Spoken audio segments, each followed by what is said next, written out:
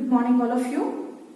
I am Dr. Lakshmi from SNH department. In this class I am going to teach you what is the rank of a matrix and how the rank of a matrix is obtained from the echelon form of the matrix. So I will first explain you what is the rank of a matrix, how is it defined, and then I will explain you what is the echelon form of a matrix, and then I will teach you how from the echelon form of a matrix, the rank of a matrix can be obtained. Right? So let us see first what is the rank of a matrix. What is the rank of a matrix? Let us take an example for clear understanding. Suppose that the matrix is given by A is equal to 1, 1, 1, 1, 1, 1, 1, 1, 1. It has order 3 by 3. It has order 3 by 3. Suppose we calculate the determinant of the matrix. Right? This determinant, when we calculate for this, because all the entries are equal to the same, or otherwise because any two columns or any two rows are dependent, same, exactly here we say clearly that the depth of the given matrix is 0. Because the depth of the matrix is 0 and A has the order 3 by 3, we say that it is the minor of the given matrix. What is the minor? The determinant of the given matrix. Because the complete matrix is chosen and the matrix A has order 3 by 3, this minor is called as a third order minor. In fact, this is the highest minor of this matrix. Also, because the value is 0, we call it as the 0 minor. We call it as the 0 minor of order 3. So what is the name of this det A equal to 0? It should be understood as, because the det value is 0, it is the 0. We call it. Minor means the determinant. This is 0 we got for determinant value. So we call this det A equal to 0. We should understand this line as a 0 minor, a 0 determinant, as it is taken for a 3 by 3 matrix of order 3. Suppose we have chosen a 2 by 2 determinant from this, like this. Okay, again the matrix, the determinant is 0 and this is called as 0 minor of order 2. So have we got the clarification? Difference between, what is the difference between 0 minor of order 3 and 2? Of order 2 means a 2 by 2 determinant which has the value 0. A third order 0 minor means a 3 by 3 determinant which has the value 0. Suppose in some of the other problems, if we found that the det is non-zero, we call accordingly the non-zero minor of whatever the order we chose. So if the det value is 0, it becomes 0 minor. If the det value is non-zero, it becomes non-zero minor. And don't think that this is taken only for the complete matrix. Maybe for any submatrix it can be chosen. Because the determinant is possible only for the square matrices, we can calculate the minor values for any of the square submatrix of the given matrix. Okay. So our interest is to know what is the rank of a matrix. So are you clear now with the minor, 0 minor and non-zero minor of a matrix? Yes. So based on that, let us see for this matrix what is the rank of the matrix. It is rank of A we are going to calculate. The highest minor, as we told already, the highest minor of the given matrix is det A itself. Because its value is 0, we say that the highest minor is having a 0 value. Therefore, we say that the rank of the matrix is not equal to 3. Because the highest minor is 3, it cannot exceed 3 also. So what is our conclusion here? The rank of the matrix is less than 3, means less than or equal to 2. It may be 2 or less than 2. So to see whether it is equal to 2 or not, we consider any submatrix of order 2. Suppose we choose this submatrix which has order 2. Again the value is 0. So what is our conclusion? Because the second order minor, not only this, whatever the second order minor we choose will be of the same form giving the value 0. Therefore, we say that every second order minor is 0. And therefore, we say that the rank of A is not equal to 2 also. Already not equal to 3. Now it is not equal to 2 also because every second order minor of the matrix is 0. And therefore, we say that the only chance for the rank of the matrix is less than 2, which is equal to 1. It cannot be 0 because the given matrix is a non-zero matrix. Also, one thing I have to tell you here, the rank of a matrix is always a positive integer. It can never be 0 or less than 0. It can be sometimes 0 provided the given matrix is a 0 matrix. But usually we don't discuss the rank for 0 matrices.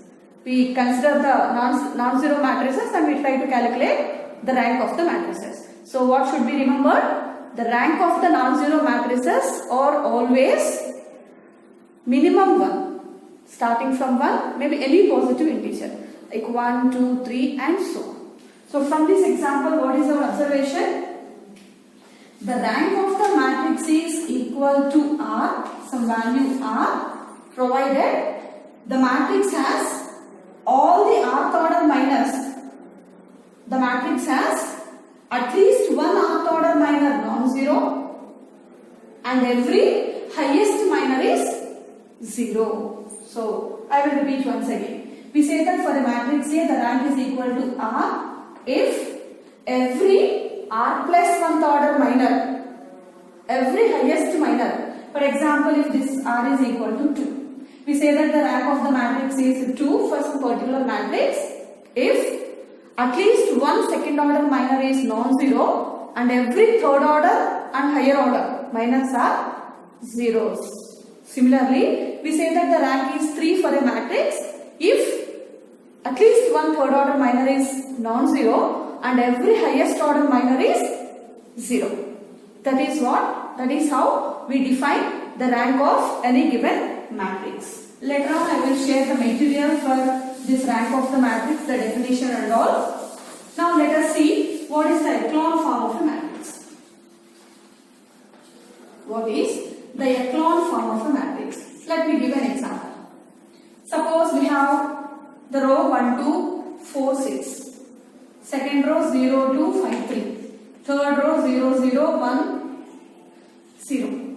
The matrix has order 3 by 4. 3 rows and 4 columns it is having. Right? We say that we have to see now, we are learning now whether this matrix is in the echelon form or not. Look at the 3 rows here. The first row is having all the non-zero elements. So a non-zero row. Even the second, all are not zeros. If all the elements are zeros, it becomes a 0 row. Because there are non-zero elements also here, is a non-zero row. Similarly, the third is also a non-zero row. Suppose that we have the last row also, where we have all the elements have zeros. So the given matrix has, suppose that when the last row is included as 0 row, 1 0 row and the remaining 3 non-zero rows. So where are the 0 rows? The 0 rows are at the end of the matrix. So this is one of the property to say that a matrix is in echelon form. So what is that? If there are any 0 rows in the matrix, they should exist at the end only. They cannot be in the middle of the rows. They should exist at the end only. Okay. Now, look at the remaining 3 non-zero rows. In the first non-zero row, what is the first non-zero element? It is 1. And before this one, there are no zeros. We have 0 zeros here. And the first non-zero element in the second row is 2. 1 0 is before that. So I am writing 1. In the third non-zero row, first non-zero number is 1. There are 2 zeros. Is there any increment in the number? Yes. And that is one of the rule to be satisfied by echelon form of a matrix. So what is the first rule I told you? If any 0 rows exist in the matrix, they should exist at the end only. What is the second point? Before the first non-zero number of a non-zero row, the number of zeros should increase. need not be sequentially, should have some increment, maybe by 1 or more than that. The number of zeros before the first non-zero entry in the non-zero rows should increase along the rows. That is our other property. We have the third property also. In the non-zero rows, the first non-zero entry must be equal to 1, but this condition is usually treated as the optional condition. The first two conditions are the main. If at all there exists any zero rows, they should be at the end of the matrix. And before the non-zero entry of the non-zero rows, first non-zero entry of the non-zero rows, the number of zeros should increase along the row wise. That is the rule. Because this particular matrix satisfies the two required conditions of the echelon form, we say that this matrix is in the echelon form. Because this matrix is in the echelon form, its rank is now easier to find. How to find the matrix? The rank of this echelon form? We count simply the number of non-zero rows in that. This particular matrix has 3 non-zero rows. Looking at them, we say simply the rank of the matrix is 3. We need not calculate any minor values, any determinant values. And that is what the importance of the echelon form of the matrix. So whenever any matrix satisfies the two conditions, 0 rows to be at the end and before the non-zero rows, before the first non-zero entry, if the number of zeros increases, the form of the matrix is called as the echelon form, and we can clearly say that from the echelon form, the number of non-zero rows gives us the rank of the given matrix. Right? Now our point is how to get the echelon form. Okay, we have a matrix given. If at all, if it is in echelon form, we can say directly the rank. We cannot say that every time the given matrix will be in the echelon form. So we must have a method to reduce the given matrix to echelon form. Now let us discuss that method. How the given matrix, if it is not originally in the echelon form, can be reduced to echelon form using the set of elementary row transformations. Right?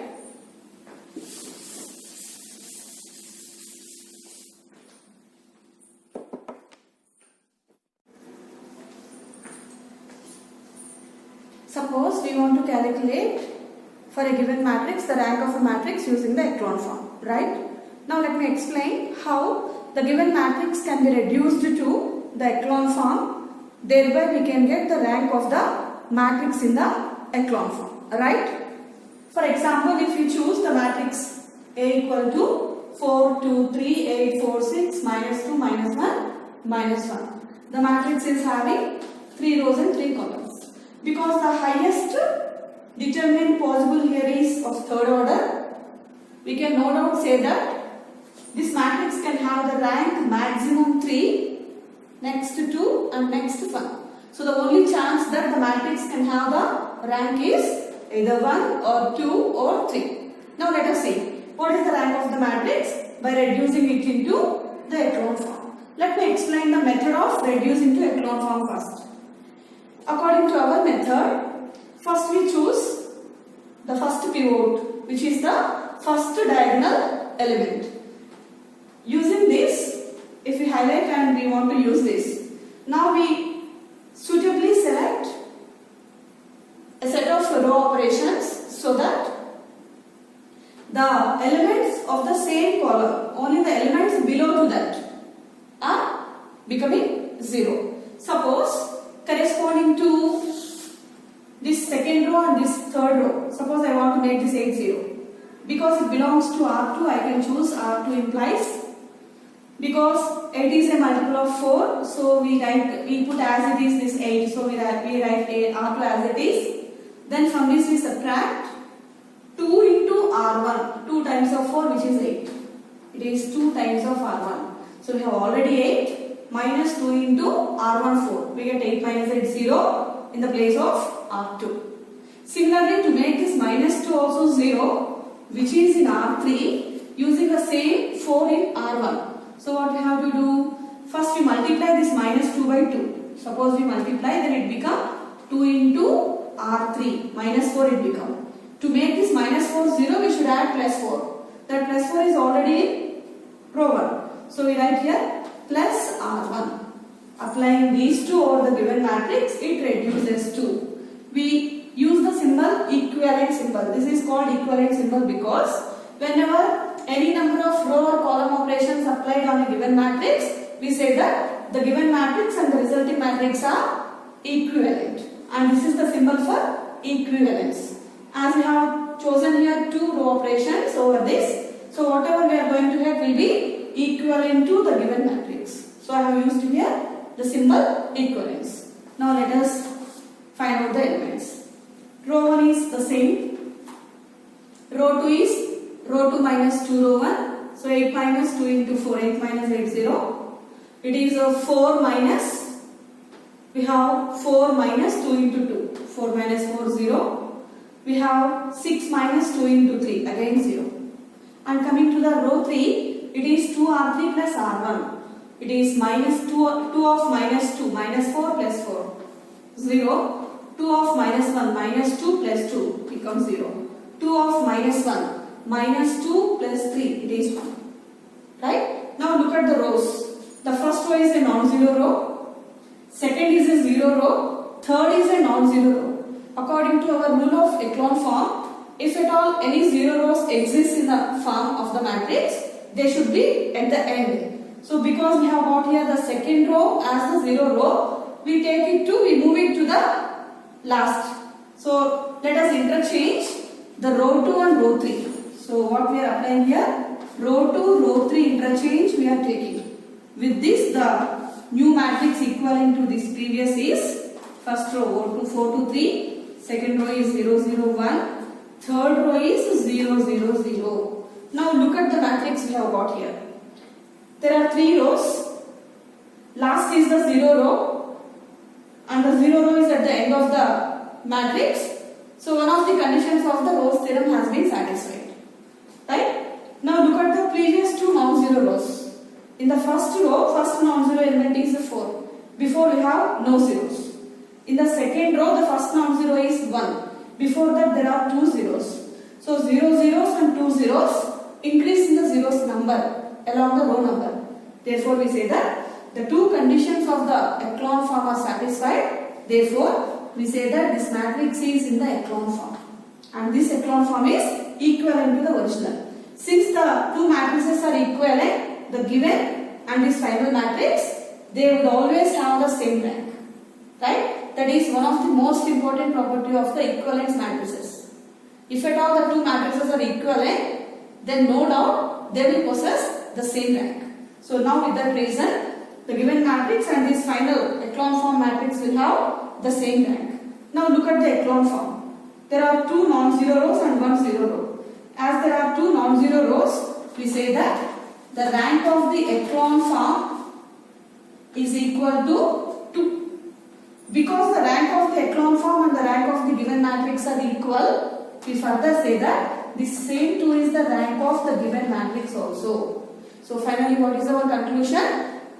The rank of the given matrix after reducing it to echelon form, as there are 2 non-zero rows in the echelon form, the matrix is having the rank 2. So this is our conclusion. So I repeat once again the process. We fix the first pivot, first diagonal element. If it is non-zero, then we proceed. Suppose if it is 0 in some of the matrices, then what we do is we apply the interchange of rows. By that we see that the first pivot is non-zero first. We make it non-zero first. Because already it is non-zero here, using this 4, I have suitably chosen the 2 row operations. What for these 2 I have chosen? To make the elements below that first pivot zeros. To make this 8 and this minus 2 both zeros. So I have chosen here suitably for making this 8 and minus 2 zeros. And after applying the 2, the given matrix is equivalent to this matrix 4, 2, 3, 0, 0, 0, 0, 0, 1. I have given here the symbol equivalence because once the transformations are applied over any matrix, the resultant and the given become the equivalent matrices. Once the matrices are equivalent, any two equivalent matrices will have the same rank. Right? So after the first step, this one, Again, because we did not get the echelon form so far, we are looking at the type of rows here. Second row is a 0 row and the last row, first row are non-zero rows. According to our echelon form, if 0 rows exist, they should be at the end only. So we move this second row to the last. So R2 and R3 are interchanged. So we got here a matrix which is now the echelon form, satisfying the two conditions. 0 rows existing at the end of the matrix and in the non-zero rows before the first non-zero entry, the number of zeros in the increasing order. The two are satisfied here. So we say that this is the echelon form matrix. Because the echelon form matrix and the given matrix are equivalent, they should possess the same rank. Therefore, the rank of echelon form is rank of A. Because the rank of echelon form is 2, as there are two non-zero rows in that, we finally say that the rank of the given matrix is also 2. And this is our echelon form method for finding the rank of a matrix. Now let us apply the same method over the second example also. And let us see what is the rank of this matrix. Initially there are 3 rows and 4 columns. Maximum, the highest minor is 3 by 3 only. So highest rank is 3, can be 2 or 1 also. So for the matrix, the possibility of the rank is either 1 or 2 or 3. Cannot be 4 because there are no 4 rows. 4 columns are there, but there are no 4 rows. So the highest minor cannot be the 4th order minor, the rank cannot be 4. Right? Now let us see by the method what is the rank of this matrix. Look at the first pivot, already given non-zero. So I have chosen here, I have shown the selection here. Now using this suitably, to make this 2 and 3, I am going to write, we choose the row transformations. This 2 belongs to row 2, so row 2 implies. This minus 1 should be used to make this 2 0. So what I am going to do, I will keep this 2 as it is. So writing R2, opposite sides. So plus, we multiply now here with 2. It is 2 into minus 1 become minus 2. Already 2 there. So this place become a 0 value. So it is 2R1. Similarly R3. To make this 3 0. We have 3 already. So I am keeping it as it is. Opposite sides. So between is plus. I will multiply now the row 1 with 3. Plus 3R1. It become minus 3. Already plus 3. Total becomes 0 here.